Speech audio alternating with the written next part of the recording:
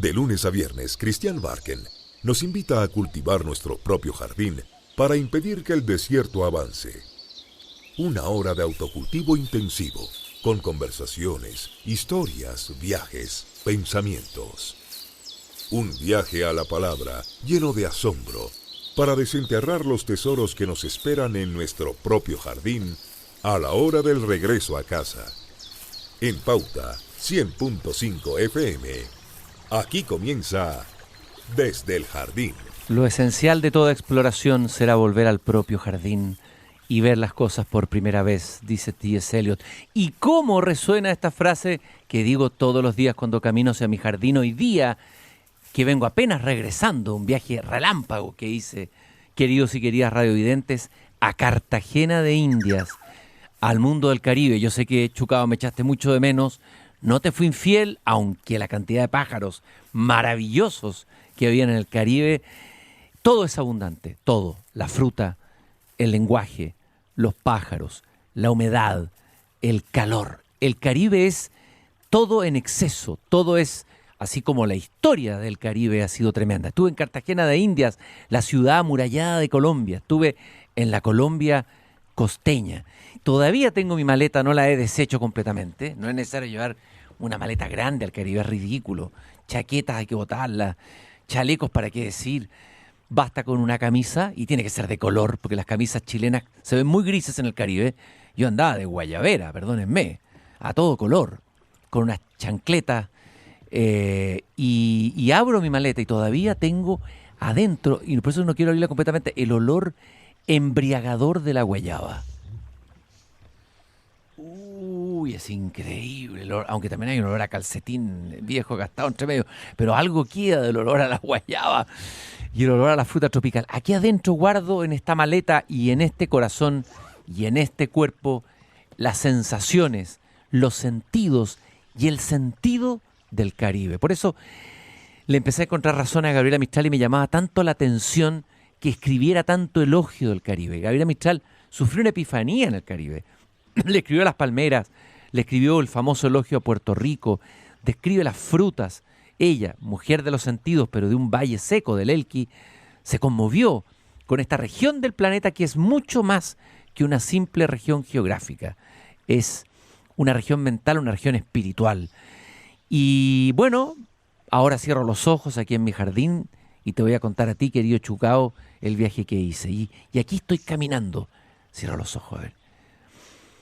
Estoy caminando ya y aquí estoy en Cartagena. Cartagena es una ciudad llena de vida, excesiva vida tal vez porque se ha convertido en un destino turístico multitudinario.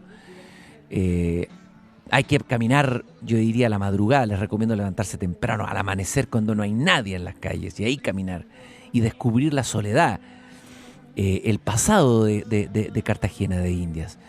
Y estando allá, me dije, es imposible estar en Cartagena de Indias sin recorrer los lugares donde anduvo el escritor colombiano Gabriel García Márquez. Cartagena de Indias fue una ciudad importante en su vida. Voy a recordar dos elementos biográficos solamente. García Márquez ya había tenido problemas con su padre al comunicarle que él quería ser escritor. Lo obligaron a estudiar Derecho. Entró a una facultad de Derecho, no estoy seguro si fue en Bogotá o no, pero antes de eso se desató una crisis política tremenda en Colombia por el asesinato de un gran político liberal que conmovió a la sociedad colombiana entera. Se decretó estado de sitio en el territorio nacional y los padres de García Márquez se asustaron y decidieron sacarlo de la ciudad y mandarlo a una ciudad que en ese momento era remota, Cartagena de Indias, una ciudad donde no estaba pasando nada, una ciudad en ruinas, incluso abandonada. Lo más grave estaba pasando en los grandes enclaves, en Medellín, en Bogotá. Y allí llegó García Márquez en un bus a Cartagena de Indias con 5 o 6 pesos en el bolsillo. García Márquez pasó pobreza. Si hay un escritor latinoamericano que ha pasado pobreza, este fue García Márquez. Iba a buscar a un amigo, que era un amigo que tenía dinero, con el que podía de alguna manera entrar en ese mundo desconocido de la ciudad de Cartagena. No lo encuentra. Otra leyenda que leí por ahí dice que la pensión donde se iba a alojar se había incendiado el día anterior. Eso parece casi un cuento de García Márquez, más que la realidad. El hecho es que García Márquez no tenía dónde dormir. Y se recuesta en un banco en una plaza de Cartagena de India. Y hay unas plazas preciosas. Una plaza, por ejemplo, donde yo estuve, la plaza dedicada a Simón Bolívar. Son plazas, está llena de rincones, de portales. Se parece mucho a La Habana. Algo tiene con La Habana, Cartagena de India. Y se quedó dormido García Márquez y lo despiertan unos policías que le piden su identificación y como no tiene cigarrillos para convidarles, se lo llevan detenido. La primera noche de García Márquez en Cartagena la pasa en una cárcel. El escritor que va a llegar a ser el ícono más grande de la literatura hispanoamericana, el orgullo de Colombia, pasó su primera noche en la ciudad de Cartagena en la cárcel. En Cartagena llevaba una vida de parranda muy grande, gran parrandero García Márquez, y conoció un grupo de amigos bohemios, muchos escritores, algunos escultores y pintores, muy interesantes que habían ahí, en una ciudad que no tenía movimiento comercial, ya había pasado, una ciudad que había sufrido, por Cartagena de India llegaron a una ciudad llena de piratas, fue atacada por piratas, fue incendiada por piratas, ahí se vivieron luchas de la independencia desgarradoras, fue una ciudad destruida, por eso una ciudad amurallada. Y ya era una ciudad un poco decadente en ese momento cuando llega García Márquez.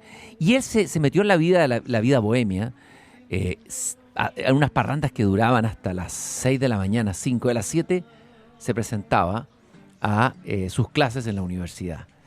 Y García Márquez trabajó y consiguió un trabajo por azar, un azar que marcaría su vida, en el periódico El Universal, un diario liberal que había sido recién fundado en la ciudad de Cartagena de India. Y ahí comienza a escribir unas notas periodísticas sobre un hecho policial, sobre cosas banales desde el punto de vista aparentemente literario, pero inmediatamente el escritor nota que García Márquez tiene una pluma extraordinaria y los lectores comienzan a pelearse los días en que aparecen las crónicas de García Márquez. Y ahí comienza, de alguna manera, la vida literaria de García Márquez, porque antes que nada y primero que nada fue un periodista. Un gran periodista narrador, cuando en el periodismo habían grandes narradores. García Márquez, sin embargo, va a sentirse apesadumbrado en una Cartagena conservadora, en una Cartagena donde parece que no pasa nada, donde todos están esperando que algún día ocurra algo. Y esa espera lo fastidia, él quiere convertirse en un escritor y va a dejar Cartagena de India, pero esta se va a convertir en la materia de varios de sus libros, entre ellos, por ejemplo, El amor en los tiempos del cólera, que tengo aquí en mis manos. Si ustedes van a Cartagena de Indias, les recomiendo contratar un servicio de una guía por audio de la Cartagena de García Márquez. Y ese audio te dan un mapa y tú vas recorriendo las calles, el lugar donde estaba el periódico donde trabajó, el bar donde se juntaba con los amigos. Es fascinante llegar a una ciudad y descubrirla a través de la historia de un escritor que vivió en ella. No vale la pena ir a Cartagena de India si no haces esa ruta. Aunque no hayas leído García Márquez, te van a despertar las ganas de leerlo. Y yo hice eso. Seguí el audioguía, fui caminando, me detuve en las calles, estuve en ese lugar donde García Márquez fue periodista frente al antiguo diario El Universal, que hoy día ya no lo es, donde García Márquez, agotado, al final del día, se tiraba a dormir sobre los rollos de papel de periódico después de haber terminado su última crónica.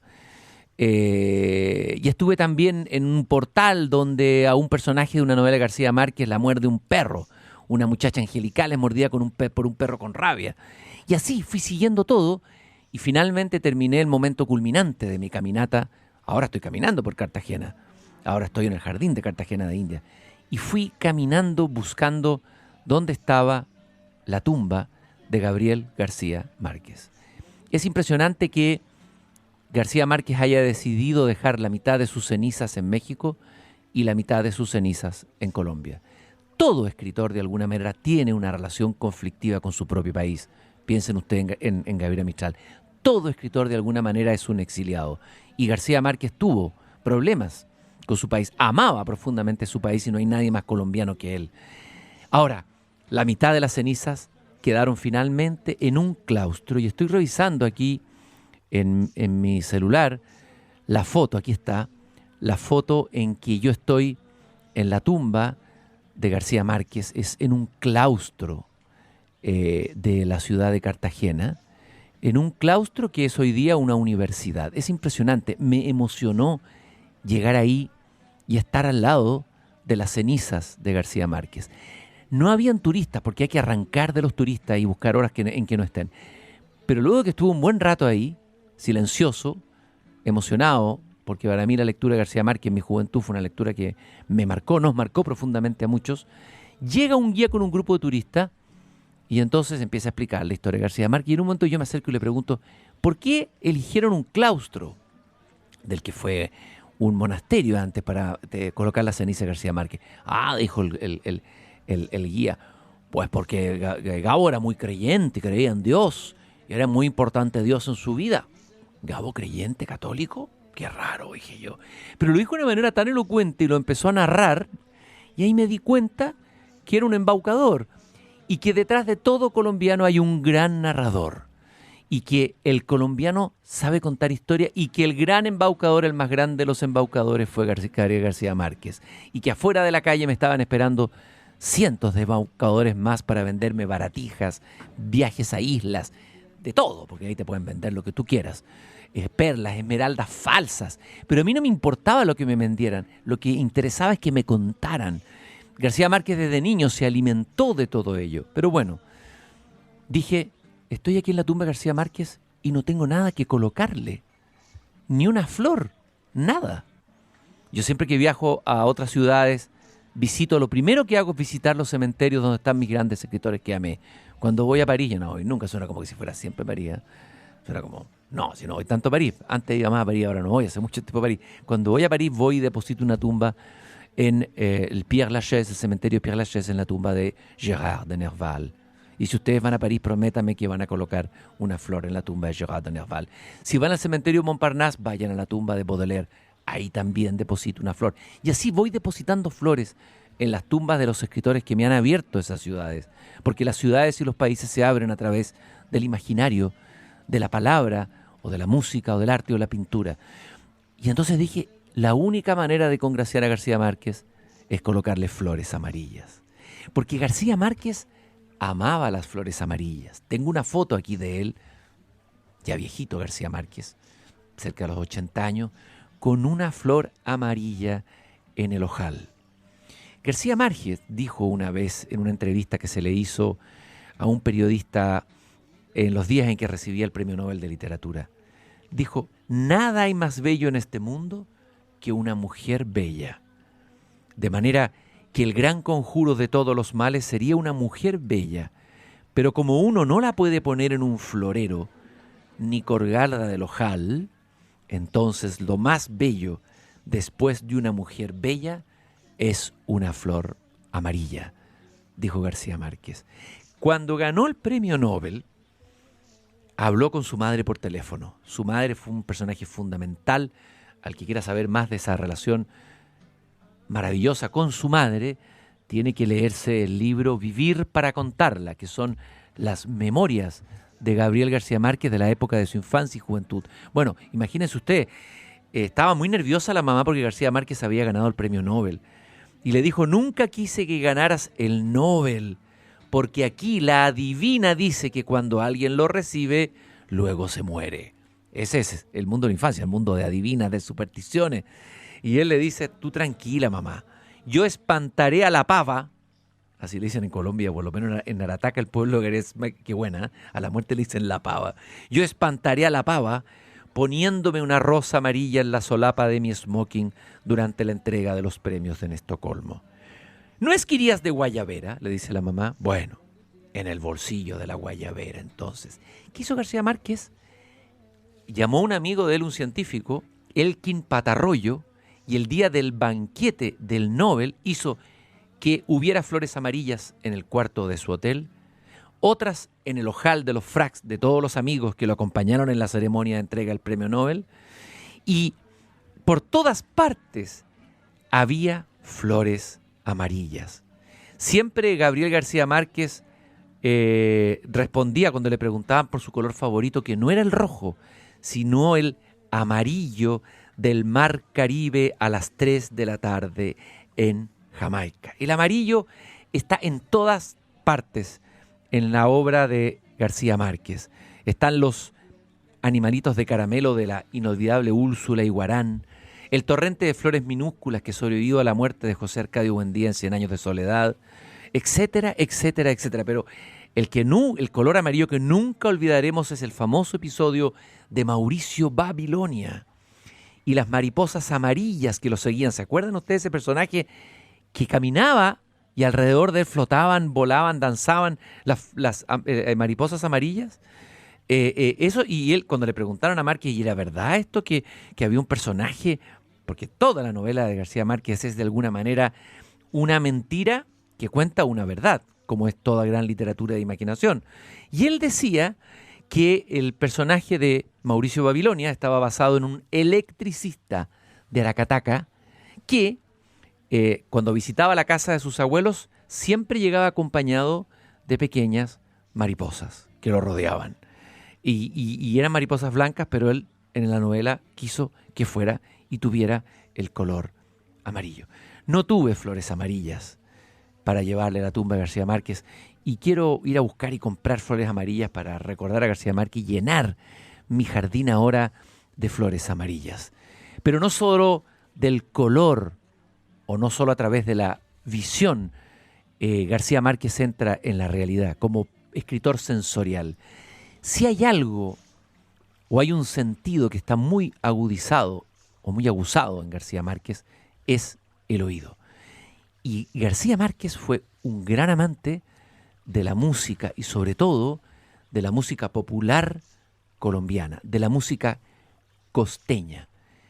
Y además de todo, era un cantante nato que en un momento de entusiasmo, de euforia, se paraba a cantar y a bailar vallenatos. Hay alguien que ha dicho que las novelas de García Márquez tienen la prosa, tiene el ritmo del vallenato. Esa es la música que está presente en su prosa.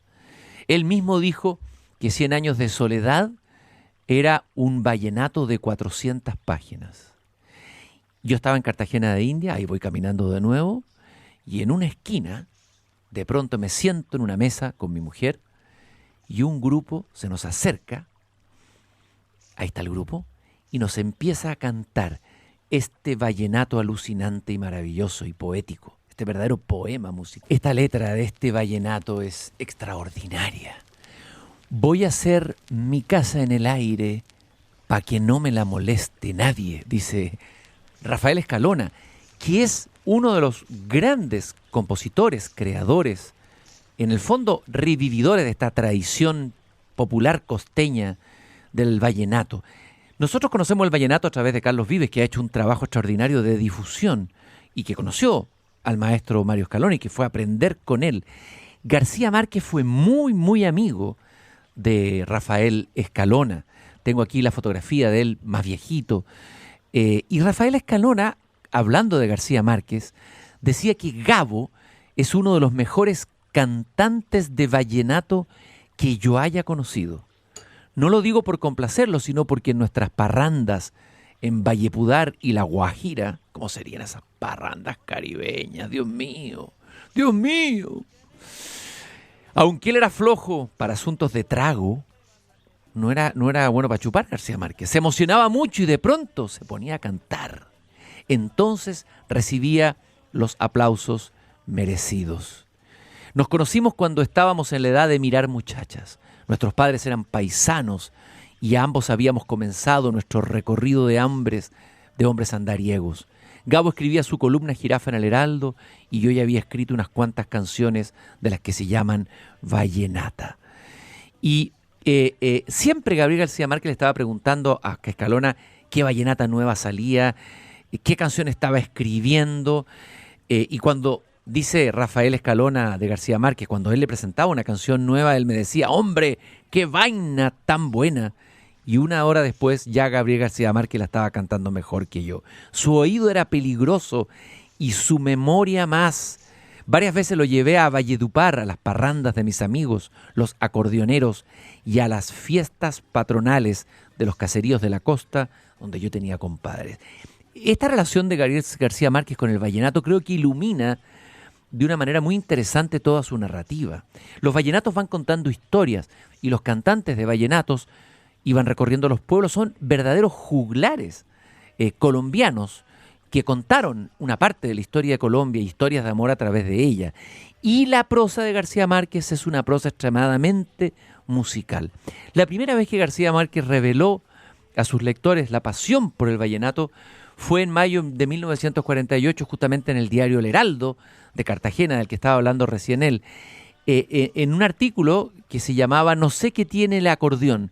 Y ahí dice, porque el acordeón es el instrumento esencial de esta música, no sé qué tiene el acordeón de comunicativo, que cuando lo oímos se nos arruga el sentimiento, dice García Márquez.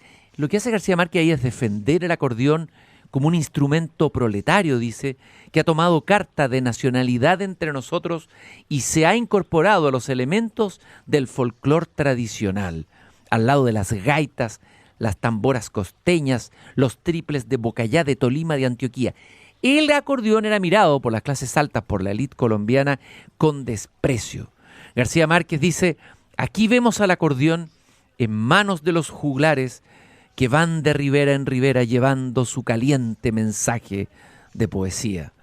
Y luego dice García Márquez que me empeñé cuando niño en que en Aracataca, que es su Macondo, su pueblo de infancia, mi abuelo me comprara un acordeón. Pero mi abuela se atravesó con la monserga de siempre de que el acordeón era un instrumento de guatacucos, dice García Márquez, ¿no? García Márquez tuvo esta debilidad por el vallenato, escribió sobre ella, organizó festivales o participó en grandes festivales de vallenato, y en 100 años de soledad aparece Aureliano II Buendía, que cumple el sueño que el niño García Márquez no pudo cumplir. Dice él en esa novela que Aureliano II Buendía llegó a ser un virtuoso del acordeón. Entonces, cuando uno escuche a García Márquez, hay que escucharlo escuchando vallenato al mismo tiempo. Y yo le estoy haciendo un homenaje sentido, tratando de remediar el hecho de que, habiendo estado en Cartagena de India, junto a la tumba de García Márquez, no pude llevarle flores amarillas a este Dios coronado de la literatura. Hay un vallenato de Nicolás Colacho Mendoza que habla de una diosa colorada. Es un tema precioso. García Márquez siempre decía que aquí había, en el vallenato había poesía popular y que esa poesía alimentó su prosa.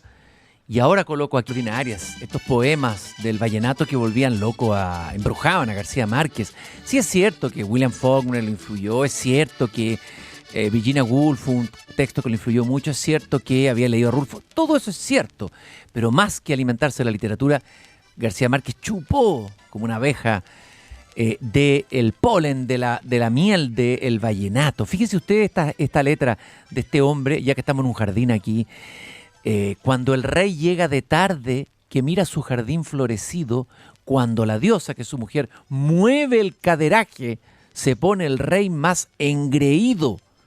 Y luego la mira con anhelo y dice, gracias le doy al cielo, que cante alegre la sabana, que tiene su diosa coronada.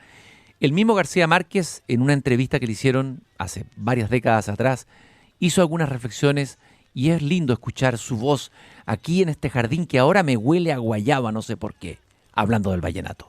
Si nos podemos hacer historia del vallenato, su origen es estrictamente narrativo. Eran los juglares que iban de pueblo en pueblo cantando un acontecimiento. Ahora, eso ha evolucionado. Ha evolucionado por la misma evolución del país.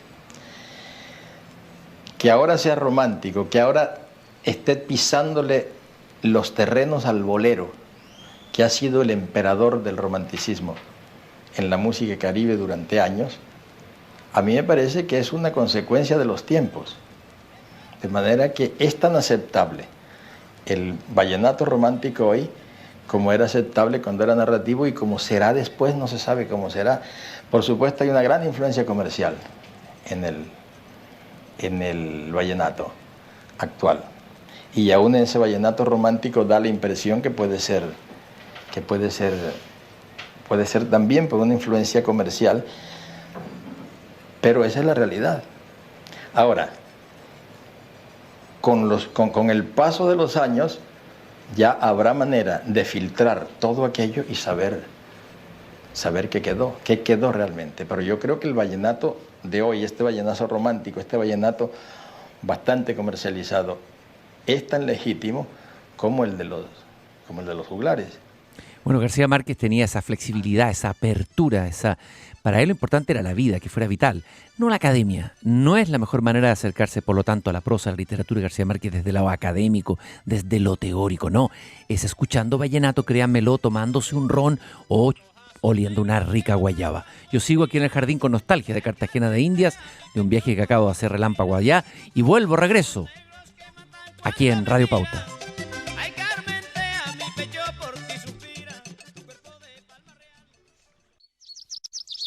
Seguimos conversando desde el jardín con Cristian Barken en Pauta 100.5. Aquí estoy en mi jardín con una nostalgia de Caribe que no les digo, revisando mis fotografías en mi celular de lugares del Caribe donde estuve, de las calles, por ejemplo, esta foto de Cartagena de Indias, ahí se ve una mujer negra que parece que está revisando, no sé si unos anillos que seguramente vendía en una calle larga, que son las calles de Cartagena. Y estoy yo en una plaza, en la Plaza Simón Bolívar, rodeado de palomas, donde había un vendedor de hielo que me recordó mucho. Vendía un granizado en un calor tórrido que hay con fruta mezclada, guayaba, mango. Ahí estoy con las palomas de nuevo. Y a ver cómo se ve esto. Sí, estoy escribiendo, hay una pequeña agenda, fui tomando apuntes de eso. Y etcétera. Son distintos momentos, sensaciones, olores, sabores. No, esta foto no la puedo mostrar. Y entonces, una de las cosas que llevaba, a ver, dos cosas quiero decirles que si ustedes viajan a Cartagena de Indias, dos cosas. Una, que si van a visitar la tumba de García Márquez, que está en un claustro de la Merced, lleven flores amarillas. Como decía recién, es la flor emblemática, amada, la flor que acompañó a García Márquez, que lo protegió, que lo cuidó, la llevó en el ojal cuando recibió el premio Nobel. Pero lleven también consigo una de las novelas que, según algunos de los grandes lectores de García Márquez, es incluso mejor, fíjense ustedes, que arriesgado juicio, que 100 años de soledad, de las novelas grandes. El amor en los tiempos del cólera. Aquí van a encontrar de todo, como en los antiguos folletines, amor desesperado. Hay un personaje que se muere de amor, que se muere del recuerdo de un amor, está ya viejo y se muere. Y hay una escena memorable, y este libro ocurre en Cartagena de Indias, y hay una escena memorable que es el comienzo del libro, que además viene con un epígrafe sacado de un vallenato. Dos versos que dicen: en adelanto van estos lugares, ya tienen su diosa coronada. Es justamente un vallenato que escuchábamos recién. Y así comienza esta escena memorable de El amor en los tiempos del cólera de García Márquez. Era inevitable. El olor de las almendras amargas le recordaba siempre el destino de los amores contrariados. El doctor Juvenal Urbino lo percibió desde que entró en la casa, todavía en penumbras, a donde había acudido de urgencia a ocuparse de un caso que para él había dejado de ser urgente desde hacía muchos años. El refugiado antillano Jérémie de Saint-Amour, inválido de guerra, fotógrafo de niños y su adversario de ajedrez más compasivo, se había puesto a salvo de los tormentos de la memoria con un sahumerio de cianuro de oro. Encontró el cadáver cubierto con una manta en el catre de campaña donde había dormido siempre, cerca de un taburete con la cubeta que había servido para vaporizar el veneno. En el suelo, amarrado de la pata del catre, estaba el cuerpo tendido de un gran danés negro de pecho nevado, y junto a él estaban las muletas. El cuarto sofocante y abigarrado,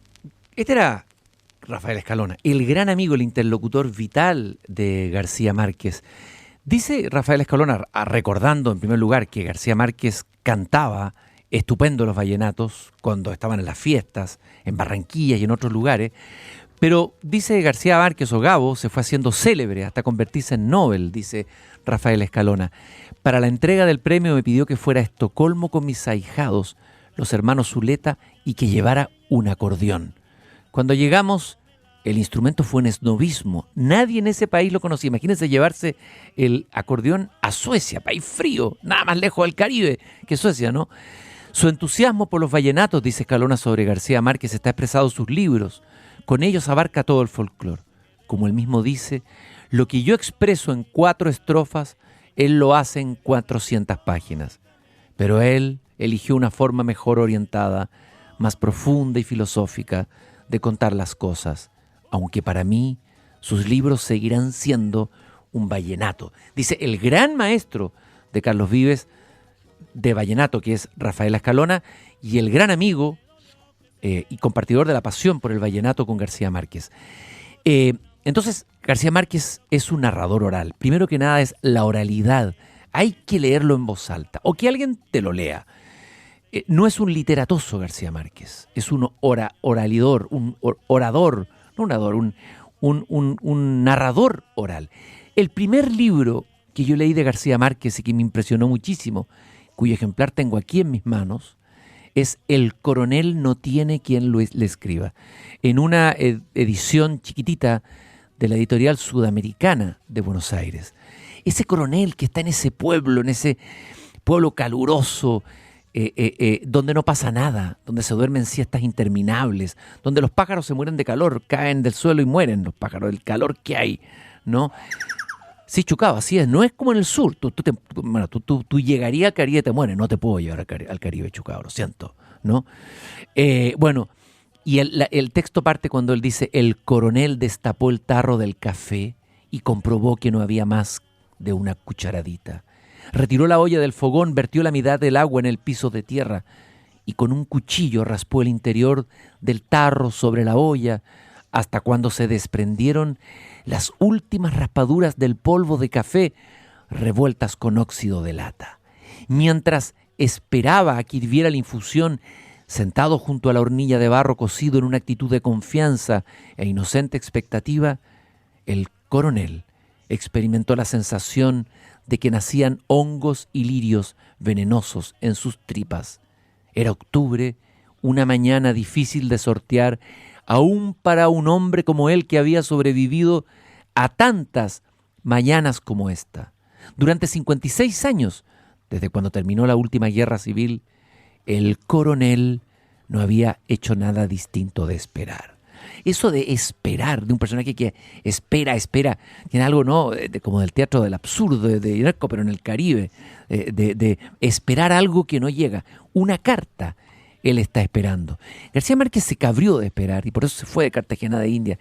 Esperaba que sucediera algo que nunca iba a suceder. Lo que no me voy a olvidar nunca en la lectura de esta novela es el final, cuando ya ha esperado, ya han pasado varias cosas y ya no le queda nada de qué comer al coronel, ¿no?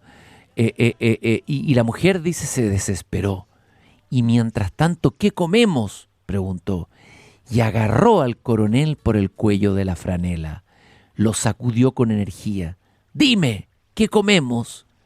El coronel necesitó 75 años, los 75 años de su vida, minuto a minuto, para llegar a ese instante. Se sintió puro, explícito, invencible en el momento de responder. ¡Mierda! París, enero de 1957. Así termina con ese personaje paciente, extremadamente paciente, que por primera vez logra decirle a su mujer la verdad. No tenemos nada, vamos a comer mierda. Pero no cabe duda que la epifanía más grande con García Márquez llega con 100 años de soledad. ¿Quién no recordará ese comienzo memorable, esa frase que es como el comienzo del Quijote? En un lugar de la Mancha de cuyo nombre no quiero acordarme, no ha mucho tiempo vivía un hidalgo de esos de galgo corredor, etcétera. Este comienzo de García Márquez tal vez es el comienzo, junto con el del Quijote, más importante de la literatura española. Muchos años después, frente al pelotón de fusilamiento, el coronel Aureliano Buendía había de recordar aquella tarde remota en que su padre lo llevó a conocer el hielo. Macondo era entonces una aldea de 20 casas de barro y caña brava construidas a la orilla de un río de aguas diáfanas que se precipitaban por un lecho de piedras pulidas, blancas y enormes como huevos prehistóricos. El mundo era tan reciente que muchas cosas carecían de nombre y para mencionarlas había que señalarlas con el dedo.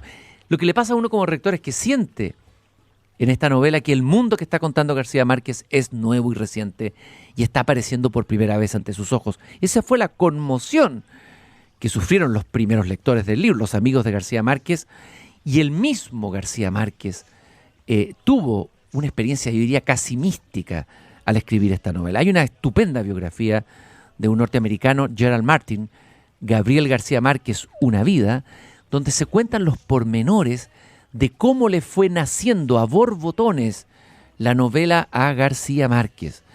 Entonces, dice la historia que García Márquez tenía que ir de vacaciones a Acapulco con su familia.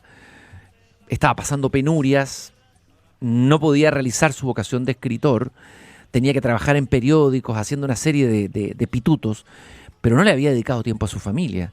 Entonces dice que iba en una carretera a Acapulco, rumbo a esas vacaciones prometidas a su mujer y sus hijos, en una ruta tortuosa llena de recodos y curvas estremecedoras.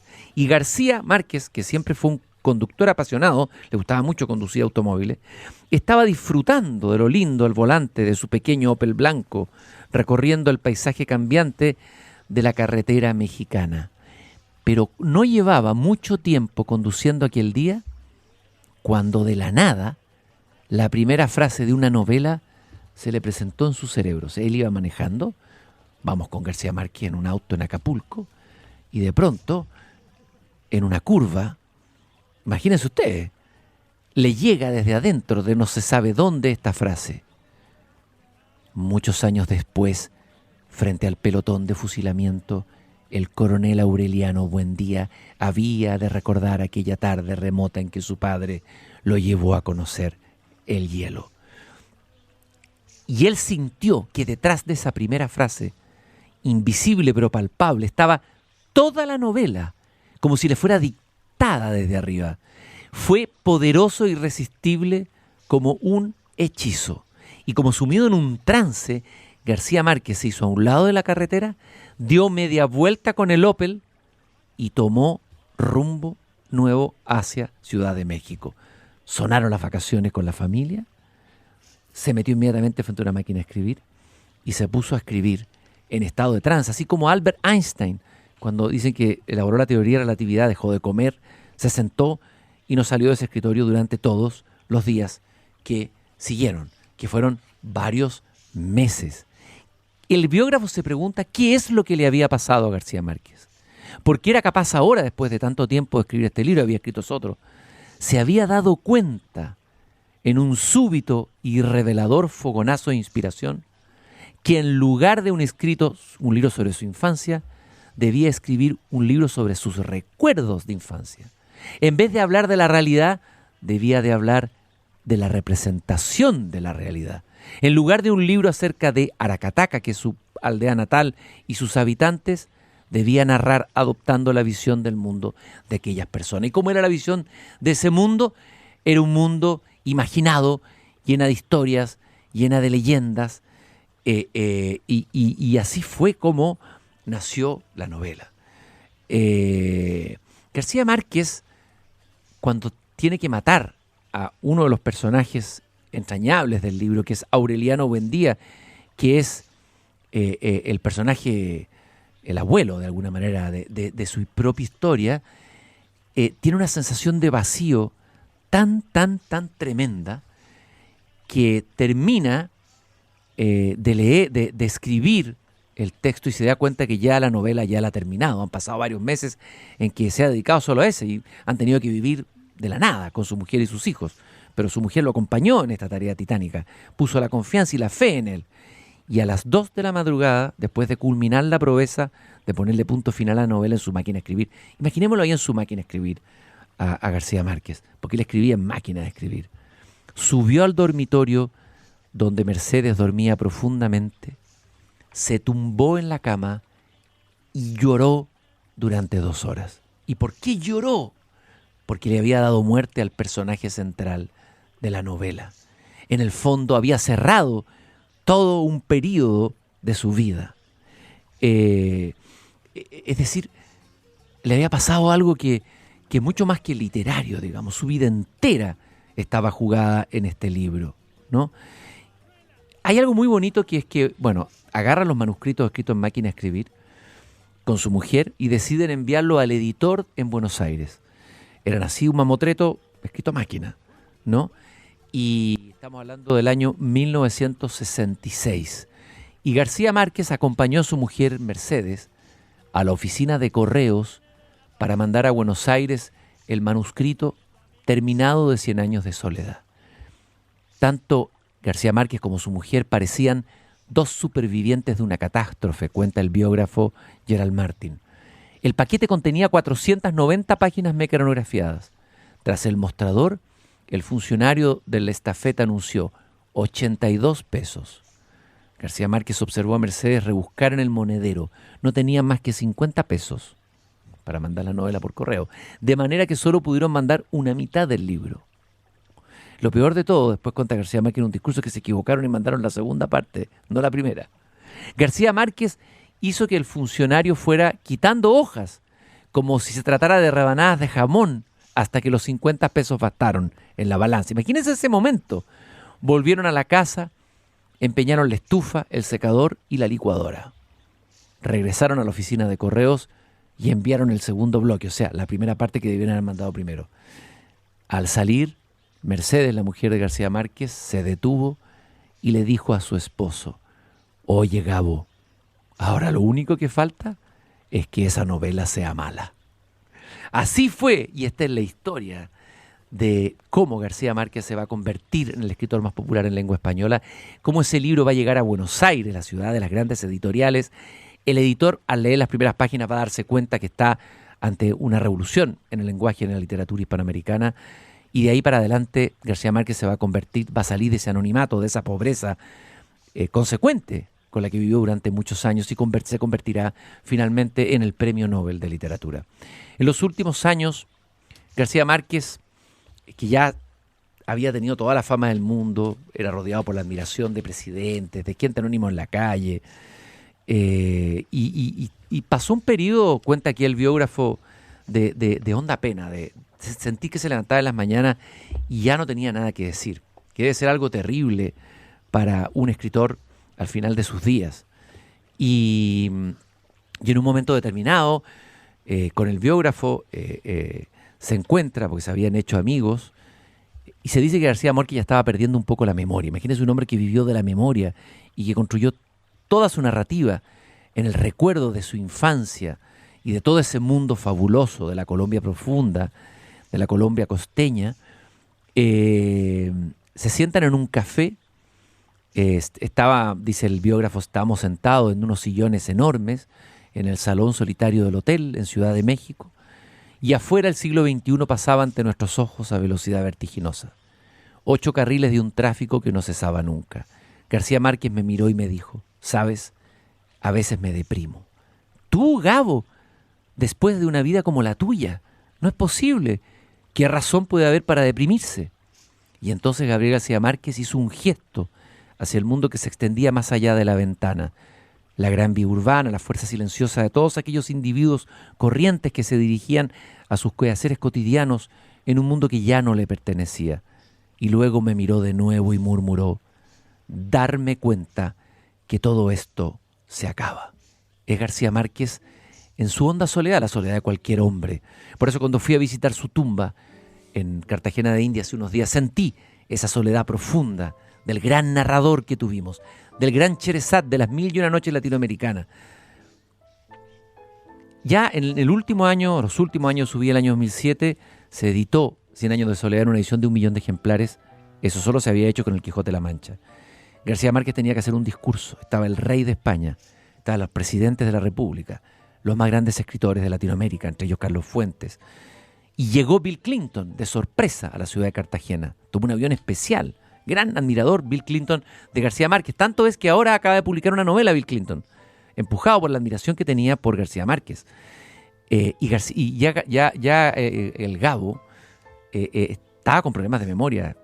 Sin embargo, tuvo la dignidad de pararse en el escenario y hacer el discurso. Es un discurso maravilloso en que el mismo García Márquez se sorprende de cómo el hecho de escribir frente a una máquina, frente a una hoja en blanco, la soledad del escritor, que cuando escribe no sabe si esto va a ser un éxito o un fracaso. Siempre tiene la sensación de que puede ser un fracaso. No sabe si alguien lo va a leer. Todo eso iba a transformarse después en que más de 50 millones de personas iban a haber leído su libro 100 años de soledad. Al comienzo trastabillea, se equivoca de palabra, pero rápidamente se recupera. Quiero escuchar aquí en mi jardín con ustedes ese último discurso de García Márquez en Cartagena de Indias. Y lo hago tomándome un ron colombiano y esperando prender mi próximo puro. Este fue un sentido homenaje, una manera de llevarle flores amarillas a la tumba de García Márquez. Nos encontramos mañana nuevamente en Desde el Jardín, pero escuchémoslos a él, el mago, el Melquíades de la palabra. Ni en el más delirante de mis sueños, en los días en que escribía 100 años de soledad, llegué a imaginar que podría asistir a este acto para sustentar la edición de 1 millón de ejemplares. Pensar que 1 millón de personas pudieran leer algo escrito en la soledad de mi cuarto, con 28 letras del alfabeto y 2 dedos como todo arsenal, parecería a todas luces una locura.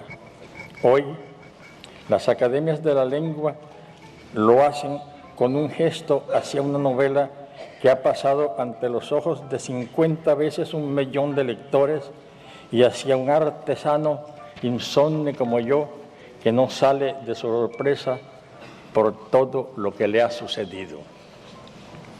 Pero no se trata, ni puede tratarse de un reconocimiento a un escritor.